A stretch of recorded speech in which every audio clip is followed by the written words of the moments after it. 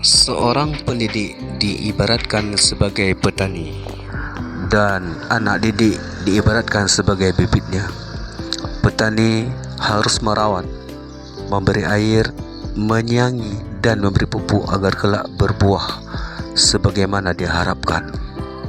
Seorang pendidik bertanggung jawab terhadap siswanya dalam membina, menuntun agar ia tumbuh dan menjadi manusia mulia dan kelak menjadi penuntun manusia yang lain.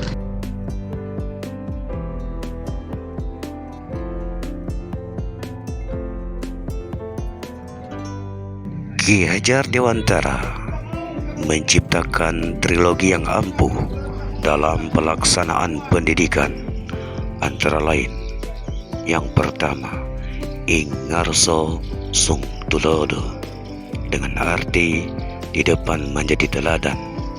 Maksudnya, peran guru sangat besar dalam memberi teladan kepada siswanya. Jika seorang guru mampu mencerminkan karakter yang baik, maka peserta didik akan lebih baik pula. Kedua, Ing Ngarso Mangun Karso, dalam arti di tengah membangun keinginan. Seorang pendidik harus mampu memotivasi peserta didik dan memposisikan dirinya sebagai teman bagi murid, dan juga peserta didik mampu berkembang menuju cita-citanya. Dan yang ketiga adalah Tuturi Handayani. Di sini Ki Hajar Dewantara menggambarkan dari belakang memberi dorongan.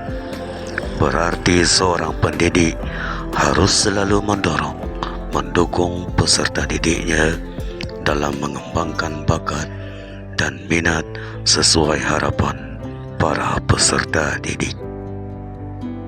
Membangun karakter siswa sesuai dengan kodrat alam dan kodrat zaman. Para pendidik harus terbuka dalam mengikuti perkembangan zaman yang ada. Namun yang baru itu tidak semuanya baik, maka pendidik akan mengawasi dalam menselaraskan setiap kegiatan siswa. Anak-anak yang berada di saat ini tentunya erat hubungannya dengan kodrat alam dan kodrat zaman. Di era milenial ini, siswa sangat menyukai perangkat gadget dan erat juga hubungan dengan internet. Dalam ranah ini, mudah sekali mengakses segala kebutuhan siswa, akan tetapi tetap diselaraskan dengan pendidikan. Menerapkan budi pekerti. Budi pekerti sangat penting untuk diperhatikan. Sekolah sebagai instansi pendidikan harus bisa mencetak generasi yang siswanya memiliki budi pekerti luhur. Guru tidak hanya memperhatikan nilai siswa, akan tetapi juga harus memperhatikan karakter siswa dalam bertindak, tidak merugikan orang lain.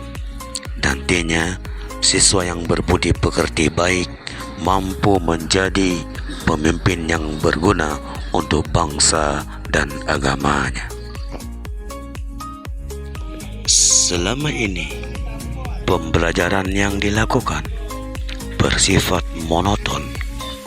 Guru selalu memaksa murid untuk terus mendengar segala materi yang akan disampaikan atau dilakukan secara memaksa, tidak mengidentifikasi keadaan siswa kala itu, sehingga setiap peserta didik menjadi bosan dan akhirnya keadaan kelas menjadi mati. Ada beberapa hal yang harus dilakukan oleh seorang pendidik agar siswa memiliki semangat dalam mencapai sebuah materi yang berpusat pada siswa itu sendiri. Di antara lain, 1. Siswa dianggap sebagai subjek atau pelaku dalam keadaan itu, bukan objek yang berpaku terhadap guru. Kedua, menciptakan pembelajaran yang menyenangkan. Kita ketahui bahwa anak-anak itu suka bermain, maka seorang guru harus mampu memilih metode pembelajaran sifatnya bermain sambil belajar. Dan tiga, pendidik selalu mengarahkan siswanya sesuai dengan keadaan murid itu sendiri. Dengan demikian, peserta didik akan mudah menerima pengajaran dari seorang guru karena dianggap pembelajaran kali ini sangat menyenangkan. Langkah-langkah yang harus diterapkan di dalam kelas ketika menyahuti cerminan pemikiran Ki Hajar Dewantara adalah sebagai berikut. 1. Pendidik harus mampu mengidentifikasi siswa. 2. Memverifikasi kebutuhan siswa dan mampu membuka kebutuhan siswa dalam setiap proses pembelajaran. 3. Pendidik menjadi penuntun, pembimbing dalam mengarahkan siswanya ke arah yang lebih baik.